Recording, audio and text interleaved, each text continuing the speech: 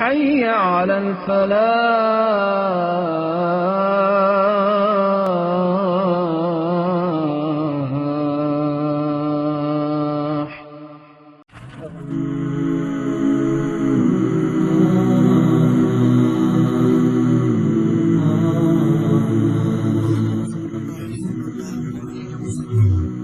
السلام علیکم۔ کبھی سوچا ہے کہ قیامت یا یوم حساب کا سب سے بڑا ثبوت کہیں باہر آسمانوں میں نہیں بلکہ خود ہمارے اپنے اندر موجود ہے؟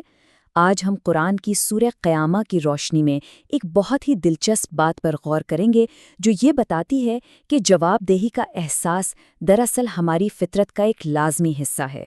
تو پھر سوال یہ پیدا ہوتا ہے کہ اگر جواب دہی کا احساس اتنا ہی فطری ہے تو پھر کوئی انسان آخر حساب کے دن کا انکار کرتا ہی کیوں ہے؟ آئیے دیکھتے ہیں کہ اس کی وجہ کیا ہو سکتی ہے۔ تو چلیں شروع کرتے ہیں مرکزی سوال سے۔ یہاں ایک کمال کی بات سامنے آتی ہے۔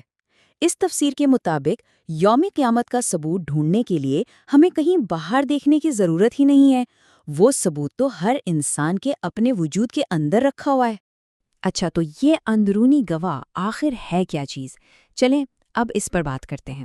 ہمارا اگلا حصہ ہے ایک اندرونی گواہ۔ یہ گواہ ہے نفس لوامہ، سادہ لفظوں میں کہیں تو ہمارا ضمیر۔ یہ ہماری روح کا وہ حصہ ہے جو کسی بھی غلط کام پر ہمیں اندر سے کچوکے لگاتا ہے، ہمیں بے چین کر دیتا ہے، اور جب ہم کچھ اچھا کرتے ہیں تو ایک سکون سا محسوس ہوتا ہے۔ بس یہی وہ آواز ہے جو صحیح اور غلط کا احساس دلاتی ہے۔ اس بات کو سمجھنے کے لیے ایک بڑی زبردست مثال دی جاتی ہے۔ ذرا تصور کریں کہ ہر انسان اپنے آپ میں ایک چھوٹی سی دنیا ہے، اور اس دنیا کے اندر ہمارا ضمیر ایک چھوٹی سی عدالت کی طرح ہے، ایک کورٹ آف جسٹس۔ اور یہیں سے ایک بہت گہرا سوال اٹھتا ہے۔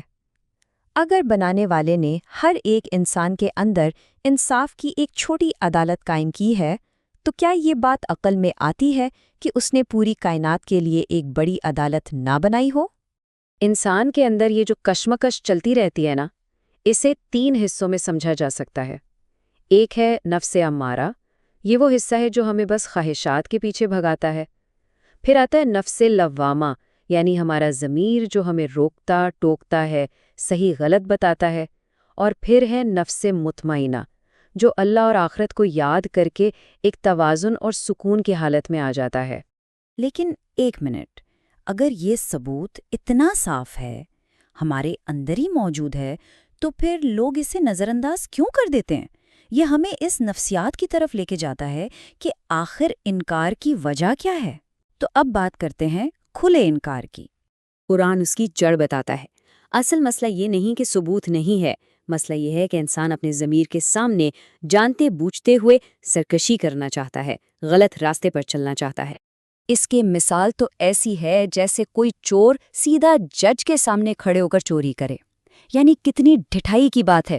یہ بالکل وہی تصویر ہے جب کوئی اپنے ضمیر کو جان بوجھ کر اندیکھا کر دیتا ہے۔ تو آخر اس انکار کی جڑ میں ہے کیا؟ بنیادی طور پر 3 باتیں ہیں۔ ایک تو دنیا اور اس کی چیزوں سے بے پناہ محبت۔ دوسری وجہ، جو مزہ ابھی مل رہا ہے اسے بعد میں آنے والے کسی وعدے کے لیے چھوڑنے کی ہمت نہ ہونا۔ اور تیسری، اس حقیقت سے جان بوجھ کر منہ پھیر لینا جو ابھی فوراً نظر نہیں آ رہی۔ اچھا، تو اس انکار کا، اس منہ موڑنے کا نتیجہ کیا نکلے گا؟ سورت ہمیں سیدھا حساب کے دن کے منظر میں لے جاتی ہے۔ تو ہمارا اگلا حصہ ہے حساب کا دن۔ اس دن کا عالم یہ ہوگا کہ انکار کرنے والا گھبرا کر پوچھے گا، کہاں بھاگ کر جاؤں؟ اور جواب آئے گا، نہیں، آج بھاگنے کی کوئی جگہ نہیں، کوئی پناہ گاہ نہیں۔ یہ اس شخص کی بے بسی ہے جس نے زندگی بھر اپنے اندر کی آواز کو دبائے رکھا۔ اور اس دن صاف 2 طرح کے انجام نظر آئیں گے۔ ایک طرف وہ لوگ جن کے چہرے روشن ہوں گے، اپنے رب کی رحمت کا انتظار کر رہے ہوں گے، اور دوسری طرف وہ چہرے ہوں گے جو غم سے کالے پڑ چکے ہوں گے، کسی کمر توڑ دینے والی مصیبت کے خوف سے۔ اور یہ فرق کیوں؟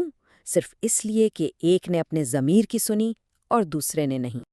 اور آخر میں سورت ایک ایسی دلیل سامنے رکھتی ہے جسے جھٹلانا ممکن ہی نہیں۔ یہ دلیل خود ہماری اپنی تخلیق سے جڑی ہے۔ تو چلتے ہیں آخری دلیل کی طرف۔ دلیل کا آغاز ایک بنیادی سوال سے ہوتا ہے۔ کیا انسان نے یہ سمجھ رکھا ہے کہ اسے بس یوں ہی بیکار بغیر کسی مقصد اور حساب کتاب کے چھوڑ دیا جائے گا؟ ذرا اپنے ہی وجود کے سفر کو دیکھیں، کہاں سے شروع ہوا؟ ایک حقیر سے پانی کے قطرے سے، پھر وہ ایک خون کا لوتھڑا بنا، پھر اللہ نے اسے بہترین شکل و صورت دی، اور آخر میں اسی سے مرد اور عورت کے جوڑے بنا دیے۔ تو پھر آخری اور فیصلہ کن سوال یہ ہے کہ کیا وہ ذات جس نے ایک بے جان قطرے سے ایک جیتا جاگتا انسان بنا دیا، وہ مرنے کے بعد انسان کو دوبارہ زندہ کرنے پر قادر نہیں ہے؟ یہی وہ سوال ہے جو ہمیں واپس وہیں لے آتا ہے جہاں سے بات شروع ہوئی تھی، کہ سب سے بڑا ثبوت کہیں باہر نہیں بلکہ خود ہمارے اپنے وجود کے اندر ہی موجود ہے۔